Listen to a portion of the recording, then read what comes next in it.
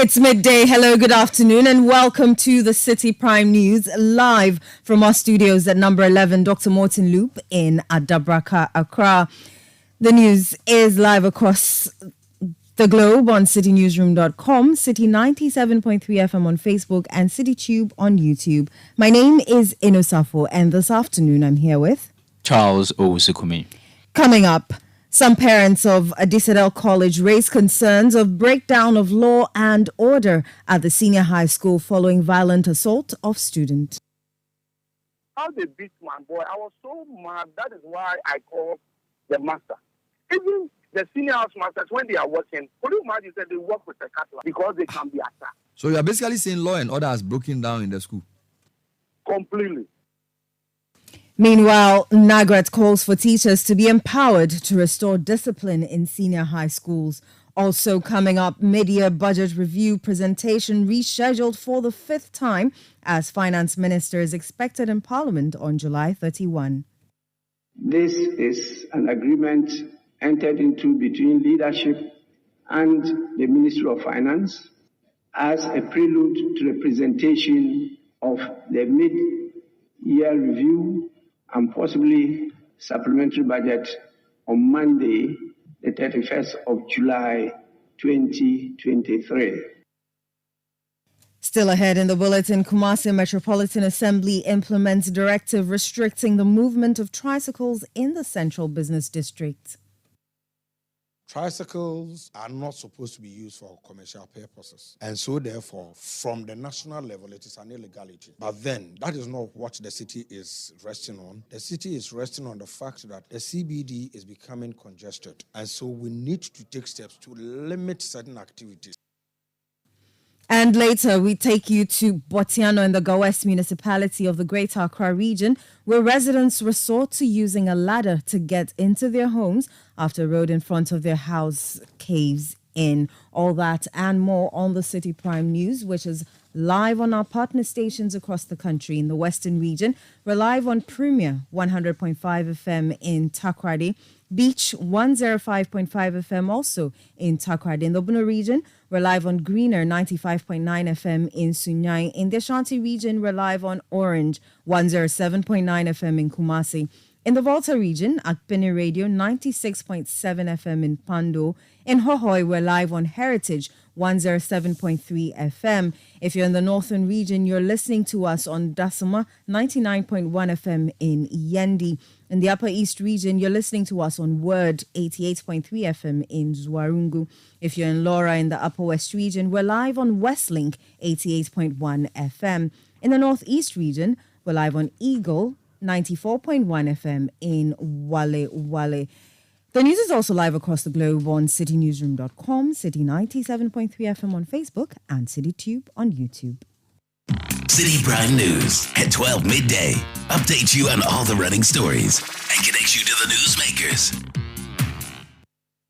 Many thanks for choosing us. Let's settle for the details of our stories. Citi News sources reveal that the Office of the Special Prosecutor may have stumbled upon something significant in its investigation of Cecilia Dapa during a search of her residence. The former sanitation minister was arrested and granted bail by the Special Prosecutor yesterday for suspected corruption and corruption-related activities.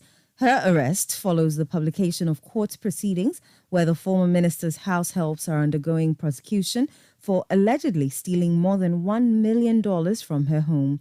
Following the publicized court proceedings, there's been public concern on how the former minister acquired the large sums of money. Madam Dapa has been served with the income and property declaration forms as part of the Special Prosecutor's investigations. Citi News has also learnt that more of the former sanitation's relatives are to be questioned. Let's head to Parliament. The Speaker of Parliament, Alban Bagbin, has constituted a 7-member committee to investigate a leaked tape containing alleged plans to remove the Inspector General of Police, Dr. George Akufu-Dampare, from office ahead of the 2024 elections. The committee is chaired by the Member of Parliament for Ebuakwa North, Samuel Atachian, and a technical person, Dr. Isaac Late Annan, who is a lawyer and a human rights expert. The Speaker of Parliament, Alban Bagbin, urged the committee to present its report by September 10, 2023. I now proceed to mention the names of the special committee.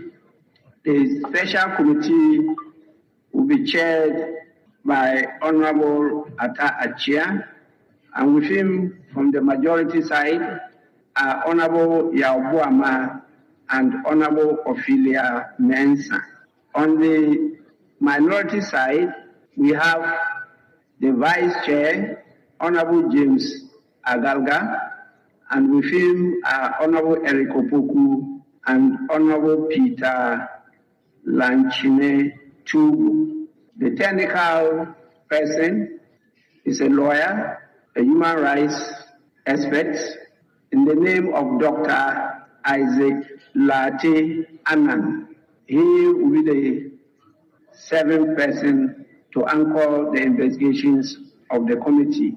The clerk will definitely be there to support the work of the committee with the secretariat. The Speaker of Parliament also announced that Finance Minister Ken Ofori-Atta is expected to present the mid-year budget review to Parliament on Monday, July 31, 2023. The presentation, which was earlier slated for July 27, 2023, was later rescheduled to July 25.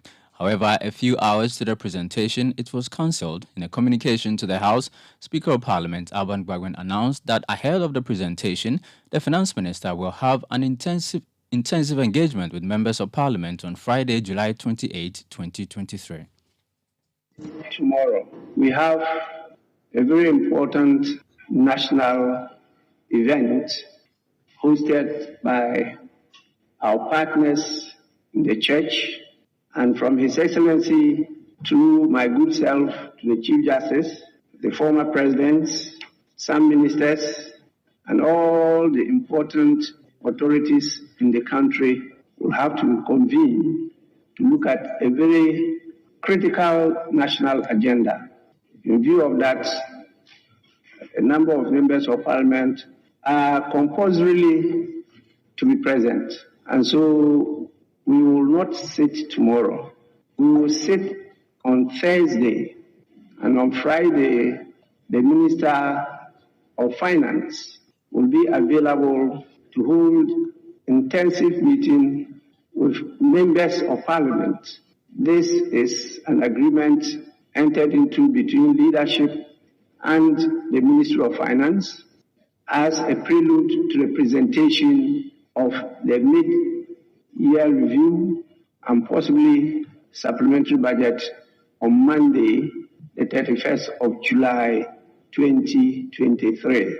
Honorable members, in view of that, I will have to plead with you for us to have an extended sitting today. We have a number of matters before us that we have to conclude before we rise on the 3rd of August 2023. You heard the Speaker of Parliament, Alban Gbagben.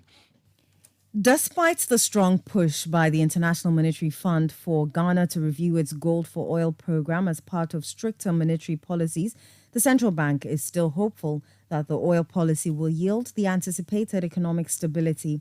The deal was to reduce the pressure on forex and present the country with cheaper fuel. But that has not been the case. Governor of the Bank of Ghana, Dr. Ernest Addison, insists the gold for oil policy remains one of government's grand schemes to achieve macroeconomic stability. The gold for oil program, in my view, was key during the crisis when our foreign exchange market was in complete disarray and the foreign exchange rate were being quoted, in very extreme terms. And this was affecting the pricing of petroleum in the country through the BDC. And so that intervention really was a part of the crisis mitigation measures to deal with what happened in 2022. So as things normalize, we think that the gold for oil would also gradually sort of stabilize. The IMF did not say we should completely exit that policy. The only issue that came up was our exposure to ensure that we don't increase our exposure further to the code for oil policy. So that's where we are on that. Dr. Ernest Addison is governor of the Bank of Ghana. Let's head to Kumasi. The Kumasi Metropolitan Assembly has begun restricting tricycles from operating within the Central Business District. The implementation of this new directive, according to the Assembly, is to help address the issue of congestion within the metropolis.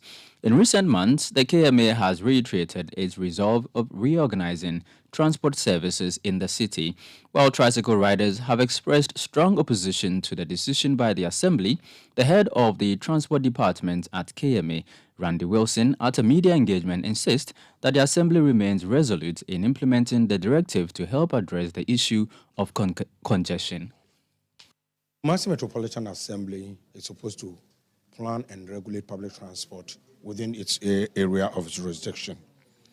And so on 29th of April 2023, at the General Assembly meeting, it was resolved that the transport reorganization activities that has been planned should ensure that we have the on-street stations, the normal unions that are operating from terminals, the cargo vehicles, and then also add the tricycles as providers of public transport services. And so we started engagements with the various groups. Now I've gotten to the point where we have been engaging the tricycle operators legally from the traffic regulations 2180. Tricycles are not supposed to be used for commercial purposes. And so therefore, from the national level, it is an illegality. But then, that is not what the city is resting on. The city is resting on the fact that the CBD is becoming congested. And so we need to take steps to limit certain activities. Now, prior to the introduction of these tricycles, transport activities were provided and we were all going and coming. But gradually, it is becoming clear that every available spot or junction within the CBD, the tricycles want to take over operations at the place, in addition to our trotros and our taxis. And so the idea is for us to go back into whatever has been planned and restrict activities of the taxis, of the trotros, the tricycle operators, the cargo vehicles, and all other transport activities within the spaces that all of them have been allocated. You heard the head of transport at Kumasi Metropolitan Assembly, Randy Wilson. Now to one of our headline stories, where a concerned parent of Adisadel College has revealed that the viral video of a student physically assaulting his colleague confirms concerns of breakdown of law and order in the school. The student in the video is seen constricting the neck of his colleague in his arms. He then smashed his face against a metal bed. The impact left the face of the victim swollen with blood oozing out. The video has sparked outrage among the public as many question how safe students are from their bullying seniors. There's more in the following report. Take the cell choke. Oh, my son, you do that. Okay. Okay. Hey, you're coming, Kuno. The content of the viral video has been described by the Ghana Education Service as a barbaric act of violence that is deeply concerning. The victim could be seen gasping for breath as his colleague strangled his neck from behind him.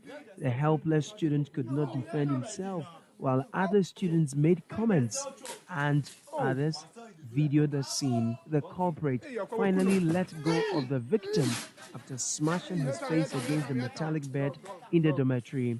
The management of the school has since suspended the senior housemaster, the culprit, the victim, and the onlooker who videoed the act. GES has commended the authorities of the school for what it describes as swift action. It assures the public it takes a serious consideration of the incident, hence a commitment to ensure a safe and secure learning environment for all students. But a concerned parent of Adisadel College who speaks to Citi News on condition of anonymity argues that there is a total breakdown of law and order as he recounts the ordeal of his own son, who is a second-year student in the school. When the Form 3s are going, the month before they left, they will be beating them from morning to the evening. So they will be sleeping in the classroom. Sometimes, even dining, they can't go. The guy doesn't even bath. Yes, they will come and they said they are going, because they have finished doing their registration, they will use the bed and the hook. They will be fun. When they are using the hook, you can see it from the boys. When they tell you to do something, whether you do it or you not, they will be. When they come in a group, like 8, 10, 20. So once you can't do anything. So they will be beating you from any angle. They gave my boy 50 pesos to go and buy water about 24, the senior. And he said, I'm not having anything on me. How can I use 50 pesos to buy 20 water for? The only thing the guy told them. How they beat my boy, I was so mad. That is why I called the master. Even the senior house masters, when they are working, could you imagine that they work with the cattle because they can be attacked? So you are basically saying law and order has broken down in the school? Completely. A former headmaster and independent consultant to the Ministry of Education, Samuel Salamat, believes the incident is an isolated case and cautions against exaggerations. In fact, I have visited 87 senior high schools from 2017 to date. And I think the person is exaggerating. As for discipline, it has always been there during my time when I was even a student. You see, human beings by nature is egoistic. And we always want to do what we like. And sometimes what we want to do may be at variance of what is the norm. So as for disciplinary issues, it will always be there. But to blow it out of proportion, I think that the person has gone rather too far. Okay. But have you seen the video we are discussing? The video of a secondary school student? Yes. Yes. And what do you think of that? You think it's an isolated case? I think it should be an isolated case, because I have been to Addis Ababa myself. It's one of the schools I visited. The 87 schools I visited, I've been there myself. And I don't think that the situation is so there. President of the National Association of Graduate Teachers, NAGRAT, Angel Kabonu, opposes his former colleague Salamat's position as he reaffirms views that indiscipline has become endemic in senior high schools in Ghana today. His conclusions are very far from the realities that are going on in our senior high schools. And his suggestions are like taking paracetamol to solve malaria problems.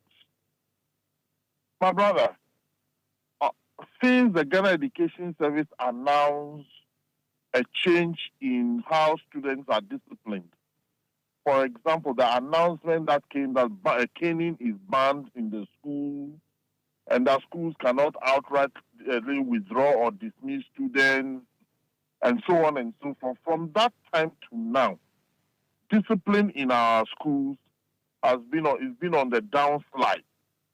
And the situation is gotten so complicated to the extent that teachers right now are helpless and do not even know how to handle the situation, because a few teachers who have decided to exact punishment on erring students found themselves on the wrong side of the regulations given by the Ghana Education Service. Don't forget, just a year or two ago, after WASE exams, students in a Catholic senior high school in Ashanti bent down the dormitory. And students went to write an exam and they found that the exam was a bit difficult. They came onto social media insulting the president, destroying school property because they have a sense of entitlement. Teachers, the number of teachers who have been beaten, an example is the teacher at Nungwa, a teacher at Freetown Senior High School in Denu. Yeah, I think it's in Denu, where a teacher was beaten and then his hand was almost slashed off, and so on and so forth. These are common practices in the senior high schools. And let me tell you, these days, most teachers have even added metal barricades to their bungalows because of some of these behaviors. Because of the free senior high schools, people with aggregate 45, aggregate 50, people who themselves do not even think that they are senior high school material, have all found themselves in the schools. That report was filed by my colleague Caleb Kuda. Let's go over the phone lines and speak to Central Regional correspondent Calvis Tete, who has been to the Aditadel College to shed a bit more light on this story for us. Calvis, many thanks for joining us. We understand the GES as well as the regional minister were in the school earlier. Tell us what happened when they got there. Well, as we speak now, the regional minister, Justina Marigold Alfan, the central regional minister, is still at Aditadel College, to have a better understanding of the issues and how this issue came about. Information I also picked was that the issue happened sometime in June, but some of the students decided to make the thing viral. That is how come the issue has gone nationwide. So the regional minister is here. He's in a meeting with school authorities to see how best they can put finality to this matter. Some of the who were witnesses to the incident have also been invited by the regional education director to answer questions. According to the directorate, they can't pinpoint what actually caused this incident. So they're going to interrogate the students and then get a better understanding of what brought about this incident. Many thanks for that update. Calvis Tete is our Central Regional correspondent. Charles? Still on education, the Dean of the School of Education at the University of Ghana, Professor Jonathan Fletcher, is calling on the Ghana Tertiary Education Commission, GTEC, to shorten the processes of acquiring accreditation. His comment is in reaction to the concern that many university programs are unaccredited by GTEC.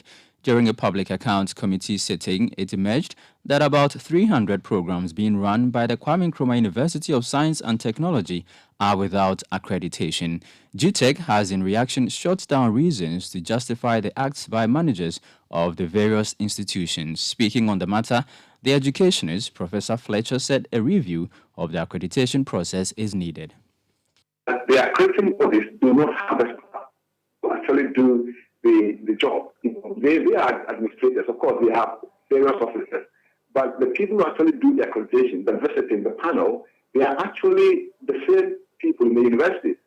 So, for example, if you're forming a panel to go to UDS, you need people from Winneba, Legon, KNUST, and so on.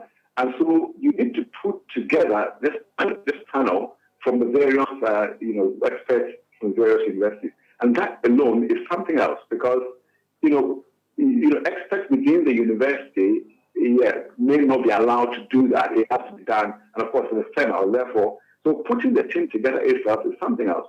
And then when you put the team together, they are going to a different university to do the work there. And at the same time, it means that they're leaving the work that they are doing in their university to support the accrediting body. So it means that whatever we do, we need to make sure we need to expedite, as we're saying, and make sure that, of course, there are panels already. There are panels, that actually do this work every year. But there are situations where even the panel members may not be ready, at a particular time. It will then mean that if you haven't got a panel members to go to the university to do the accreditation, then of course it means that application will wait.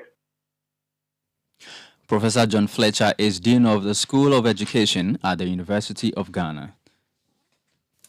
This is still the Citi Prime News, live on 97.3 Citi FM. Still to come, 5 arrested in New Jobin South for defacing portions of road in Koforidua. We'll bring you the details shortly. Do stay with us. Citi Prime News at 12 midday. Updates you on all the running stories and connects you to the newsmakers. Citi TV is live on DSTV, GoTV, and HD+. On DSTV, find us on channel 363. On GoTV, we're on channel 117, and on HD+, get us on channel 108. On a digital TV, run a new search, but take note that without an antenna, you cannot access Citi TV. Citi TV can be accessed on any free-to-air digital box like the GoTV and HD+ boxes. Citi TV, it's your world. Citi Prime News at 12 midday. Updates you on all the running stories and connects you to the newsmakers. You're welcome back. Let's go to the Eastern region, where the Member of Parliament for New Drubbing South, Michael Ochirbefi, has caused the arrest of 5 persons for defacing portions of the newly constructed asphalt road in Koforidua. The 5 shop owners operating their businesses right behind the Koforidua Central Police Station used a shovel and pickaxe to scrap off portions of the asphalt to allow them open and close their shops. The asphalt overlay, which was done on Sunday, raised the level of the road, a situation preventing majority of shop owners to get access to their shops. The Member of Parliament, whose attention was brought to it by some constituents after touring the affected area, immediately lodged a complaint at the Central Police Station. You see what is going on now. I mean, it took us a lot of time before we were able to convince government even to include this particular area and the ongoing asphalting of the municipality roads. And we just finished this project last 3 days. I mean, people who are operating illegal business. I mean, most of the people here, they are not supposed to locate or situate their properties here, but they are already here. And instead of these people consulting the authorities or talking to the engineer of the project, I mean the site engineer for the project, to correct whatever has been done, they decided to take the law into their own hands and decide to just use a pickaxe, I mean, to create a space for them so that they can open and also close the containers, which is not too good. The reason why I'm very furious is that we spent so much money to reconstruct this road, and everybody can bear me witness that the investment in this cannot just go waste within the shortest possible time, especially when the government is finding things very difficult. I mean, trying to generate more revenue for the state. Well, the little revenue we have, we are using it to undertake projects. And people have also decided to create unnecessary problems for government. I mean, the example is what we have just seen, which is not too good for us as a municipality. So I'm just trying to encourage them, these people here, I mean, those operating businesses within this enclave. In the first place, they are situated here, I mean, illegally. They are not supposed to locate their businesses here. They are not supposed to create a space here to do business. This is not a business environment. I mean, so they shouldn't have done that, but they have already done that. We don't have a problem.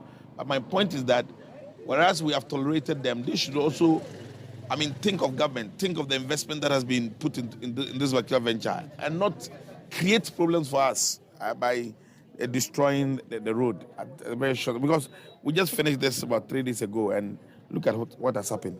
So we want to just set a very good example. The Member of Parliament for New Drubbing South and Deputy Minister of Trade and Industry, Michael Kofi Ochirbefi. Now, education think tank Africa Education Watch has taken a swipe at Finance Minister Ken Ofori-Atta over his defense of the free senior high school policy. The free senior high school program has been scrutinized due to challenges related to feeding and infrastructure.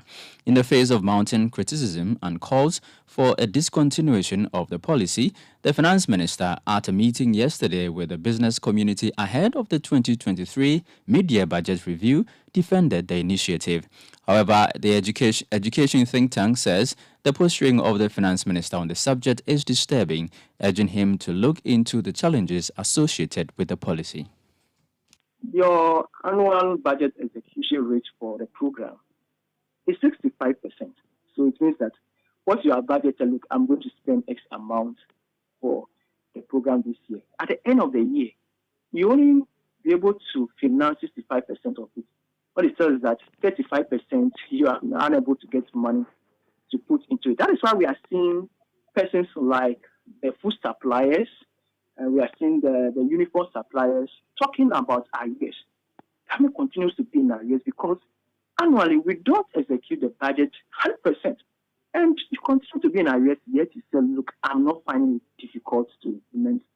When data is clearly telling us everything is not correct, clearly you are not even able to fully or 100% finance your budget for the senior high school. And you are still in the denial mode. For me, I don't understand. Of course, I appreciate that there are political coloring to this whole running of the pre-national high school program, but I feel that it's time for government to appreciate that, look, from all the voices that have been calling on the academia and civil society organizations, the media, faith-based organizations, and even the IMF that you went to recently, although talk about this, look, I have a second look at your program, and you still have this strain. It's very challenging, very difficult for us in the education space to keep talking about this issue over and over again. Divine Kwe is a fellow with education think tank Africa Education Watch. The Bank of Ghana has assured of robust mechanisms aimed at safeguarding the funds of banks and to protect financial institutions against any shocks in the rollout of dollar-denominated and cocoa bills domestic exchange. Analysts have warned that local banks are at serious risk of another debt crisis due to the restructuring of the cocoa bill holdings. Industry players fear the terms of the exchanges as proposed by the government will further exacerbate the debt burdens of financial institutions who are yet to recover from the monetary instability brought on the first round of the domestic exchange. But Governor of the Bank of Ghana, Dr. Ernest Addison, says there is no cause for alarm as stringent measures have been instituted to mitigate any potential challenges on banks. On the impact of the cocoa bills and the euro bonds on the banks, this assessment has already been done.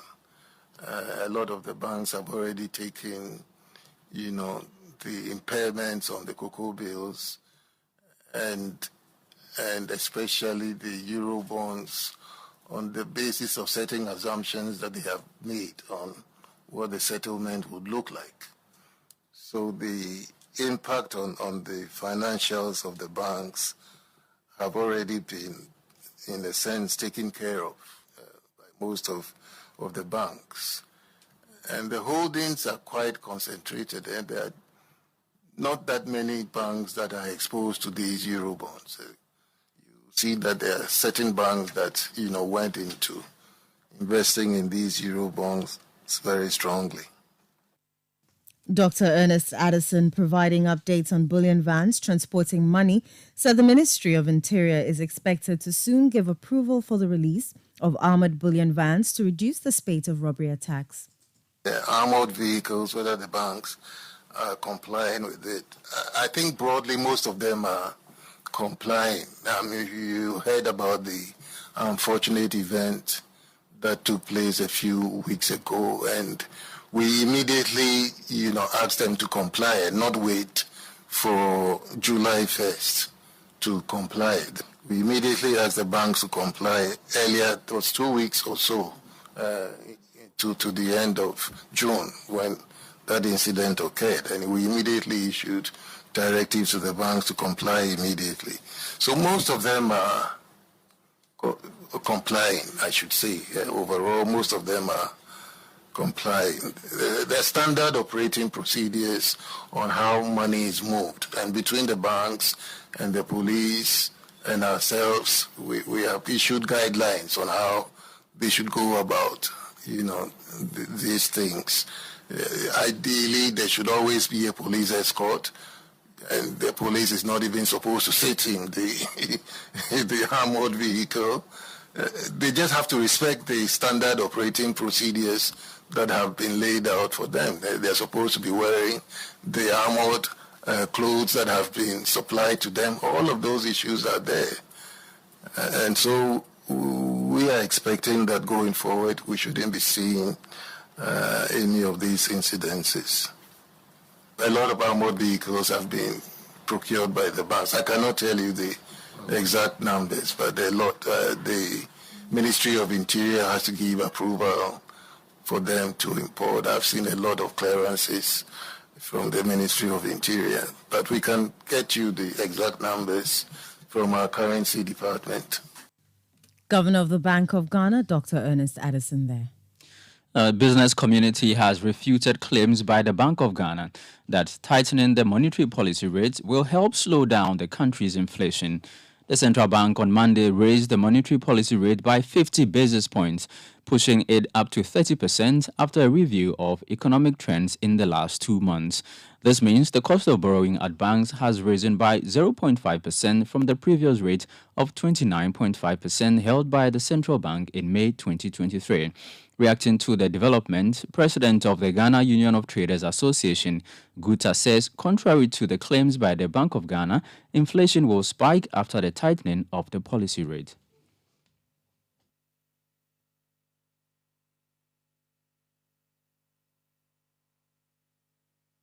What we needed at this moment is to reduce the monetary policy rate so that the commercial lending rates will come down. The inflation that we are suffering in this country is cost-pushed. One means the accumulation of costs that businesses will have to pay when they are doing business.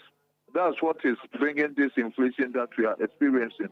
So for Bank of Ghana to keep on increasing the monetary policy rate to increase the interest rate that we pay on our goods means that they are only compounding the problem of inflation, and that needs to be stopped. They've increased the monetary policy rate over 8 times. So if it will be able to halt the inflation, it will have been able to do that. And so they are on different direction altogether. So it's very important that Bank of Ghana reduces the monetary policy rate to bring down interest rates. It's as simple as that. This is the only way we can do to fight the inflation. We cannot say that there's excess liquidity in the system and that we have to increase the monetary policy rate to curb the excess liquidity.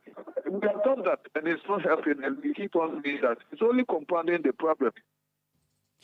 You heard the president of the Ghana Union of Traders Association, Dr. Joseph Obeng. Now, the executive secretary of the Importers and Exporters Association, Samson Asaki Awingobet, says the decision of the Bank of Ghana to increase the lending rate will worsen the plight of businesses. From 5 to 17%, you remember, and was quick to ask commercial banks to actually also adjust their interest rate to fight inflation.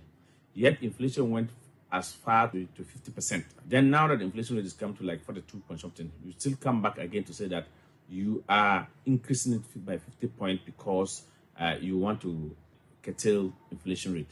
I strongly believe that the Bank of Ghana doesn't care about the hardship that they impose on the business community. When the inflation comes down or when the prime rate comes down, they do not ask commercial banks to decrease their interest rate. But when they up the percentage point, they rather ask commercial bank to also do something about it in order for them to be in business.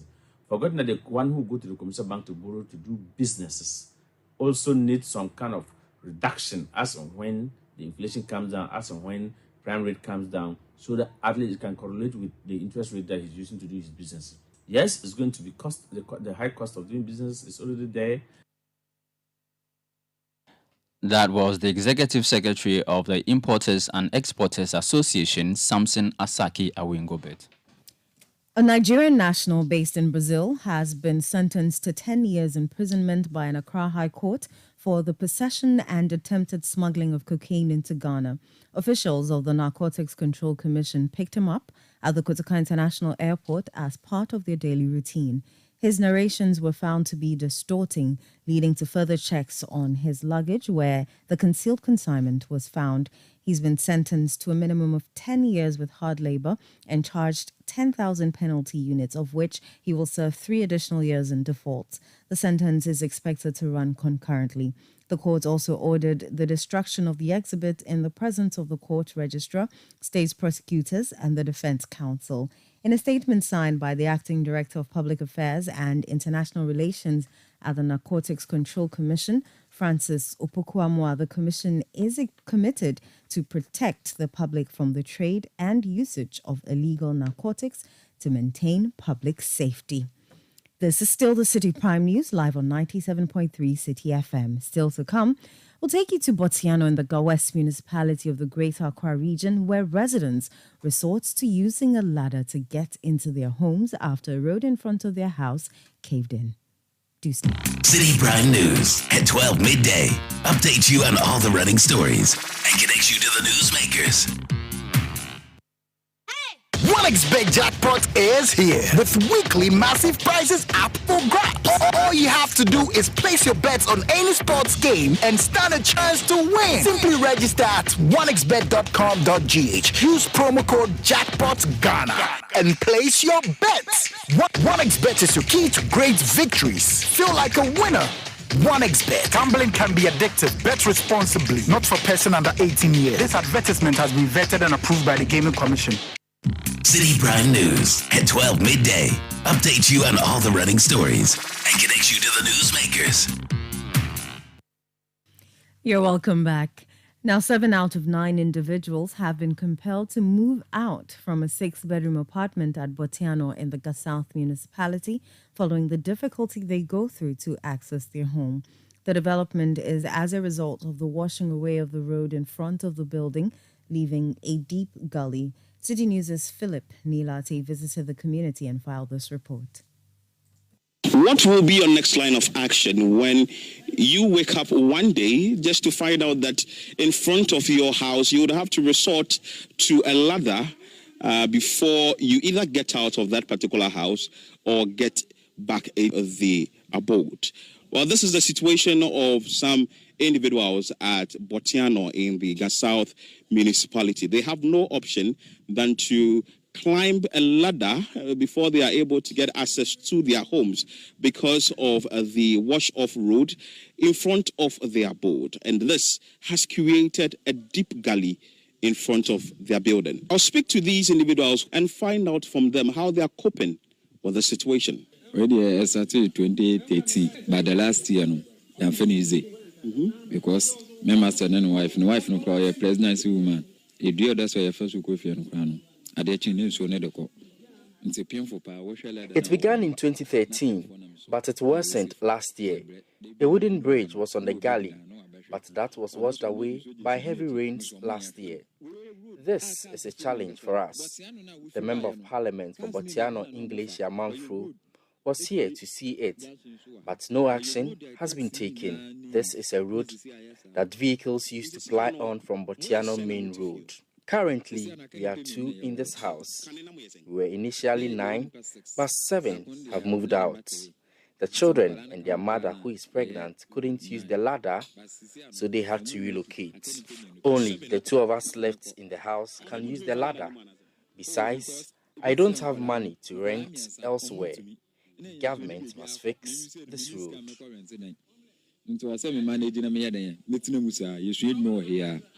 Wama yada so ewa ha no aban no omonye road ne mayen because we no mu tumi ye road ne mayen na ye hu betumi aton nti ekwan no ne yesra no omonhwe no omonye kwan ne mayen.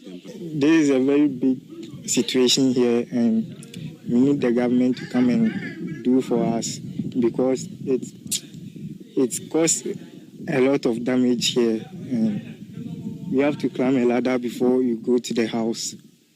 And we don't have electricity too because of the erosion and we don't have electricity because the pole is here and now they took it from here to here because of the erosion and now our wire too not reach here so we don't have electricity in the house. The time I came here there was a wood bridge here.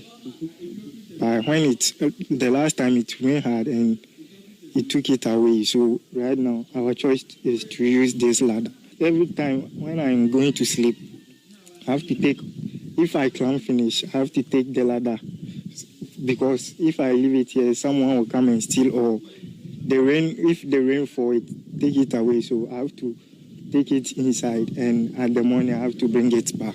My choice is to stay here and when we go site or we go any place, I'm thinking about this ladder because when I'm not here and it is raining, everywhere I go, I have to come and run and get it inside because if I'm not here and it rain, it will take it away. So my fear is I don't like the rain to rain. The South Municipal Roads Engineer Daniel Soa says his outfit will liaise with the Roads Ministry to fix the problem. According to him, the contractor on the stretch has abandoned the project due to lack of funds. He says continuous rains has led to the land erosion, which has created deep gullies on the road. This erosion started way back about 5-6 6 years ago.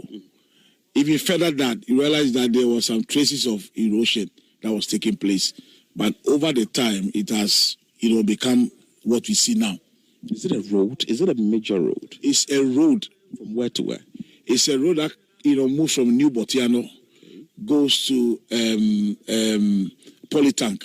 It goes up there, all the way up there. What I can say in short was that this road is on a contract.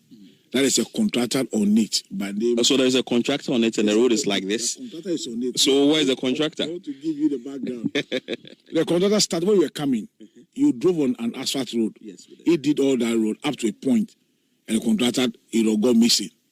Yeah, why? We have written letters to him to come back and continue the project. He keep giving excuses about financial difficulties. So I think that if when he was working, he had continued to fix the drains, we wouldn't have had whatever we have here now. Please, a final word to residents here, because they are bearing the brunt. I just want to, first of all, apologize to them and to say to them that even though they have bear with us for all this while because of some of these challenges, we are going to work an assembly to push to the ministry and to get this problem solved. It is unfortunate, but we plead with them. They've lived with this for some time now. But I can assure them that, we'll do all we can to get some of these problems solved for them. Though the Gas South Municipal Assembly has stated that some measures will be implemented or brought on board to address this situation, residents of this 6-bedroom apartment are of the view that should be done immediately.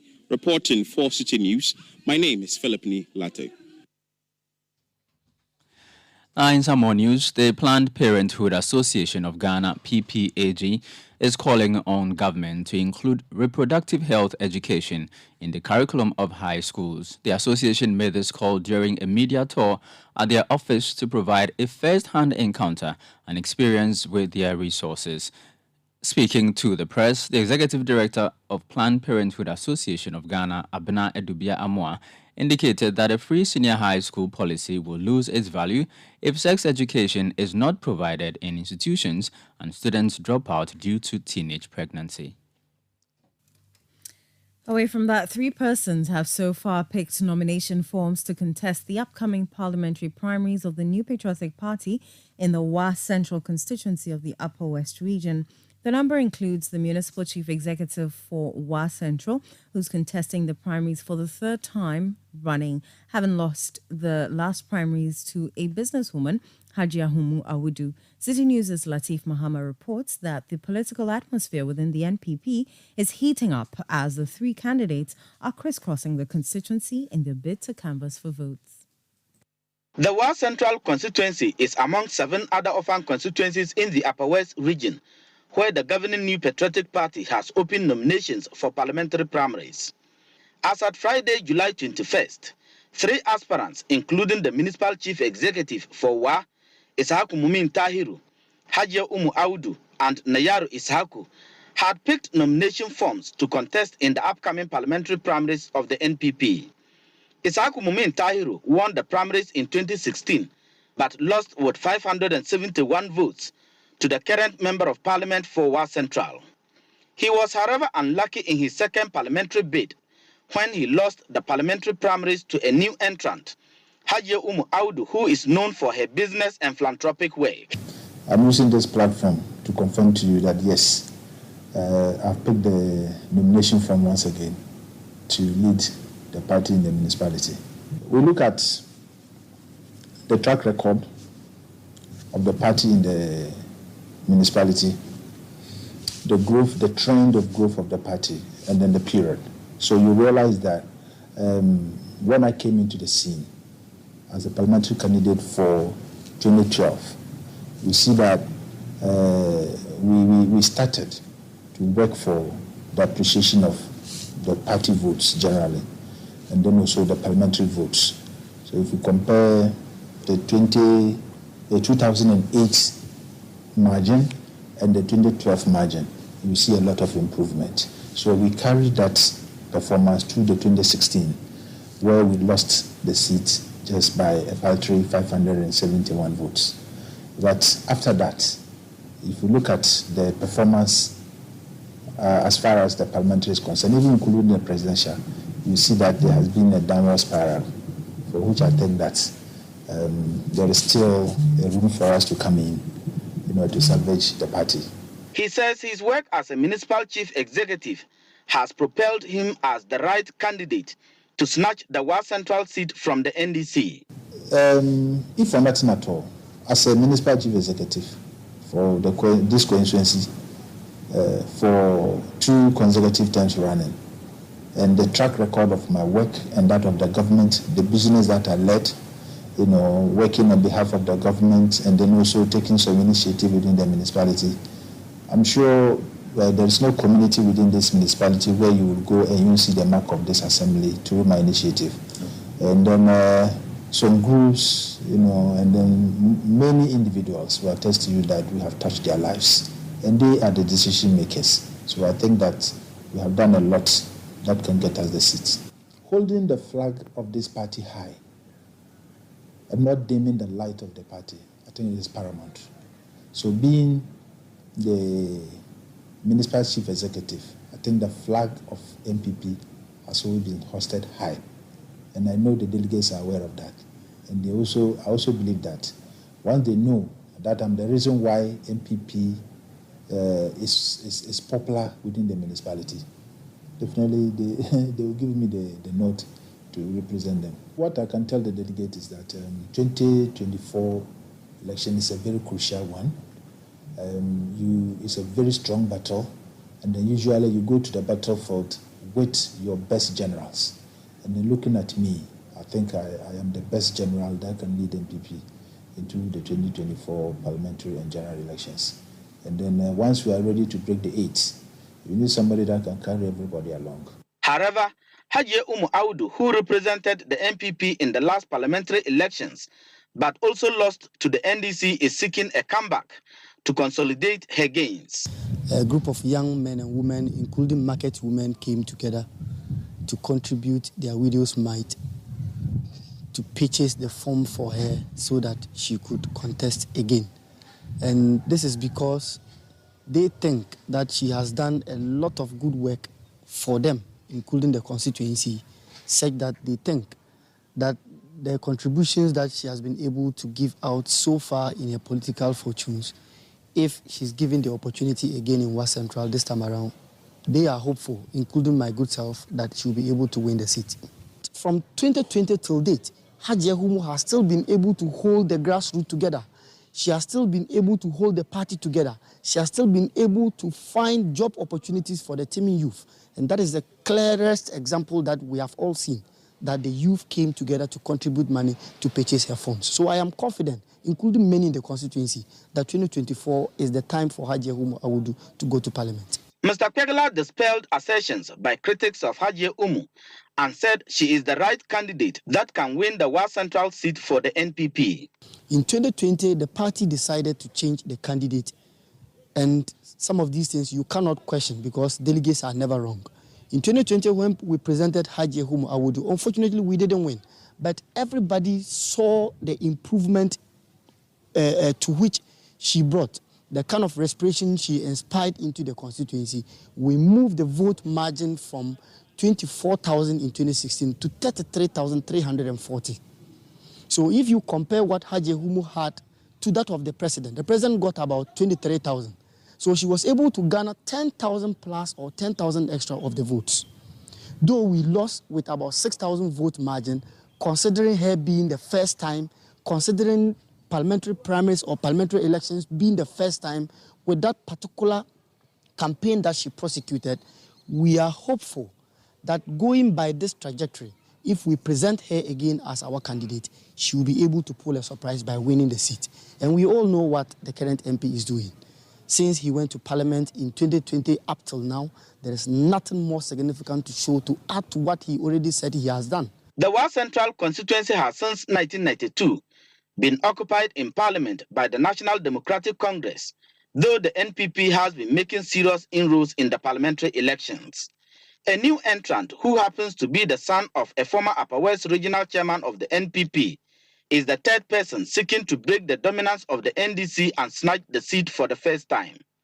Businessman Nayaru Ishaku, who was not available at the time of filing this report, is not only counting his fortunes on his father's record, but also on his competence.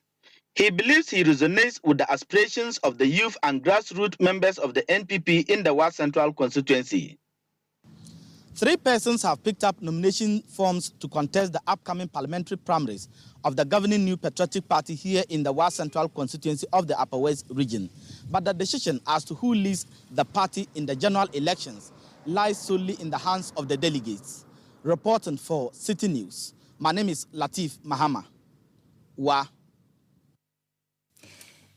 A 9-member panel has unanimously dismissed a review application by James Joshua Quayson seeking to overturn the decision of the Apex Court expunging his name from the records of Parliament.